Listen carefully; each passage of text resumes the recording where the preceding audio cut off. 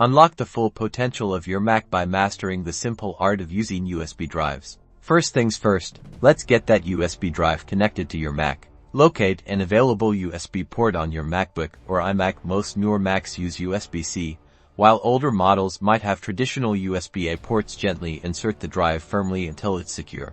Once plugged in, your Mac should automatically recognize the drive. You'll typically see a new icon appear in the Finder sidebar, usually under the Locations section, or a notification might pop up on your screen.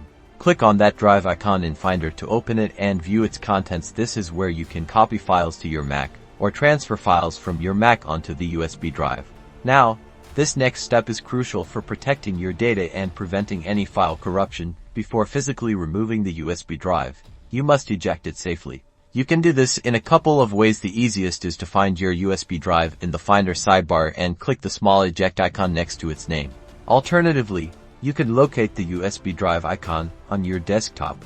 Click and drag it down to the trash icon in the dock. The trash icon will transform into an eject symbol. Release the drive icon there.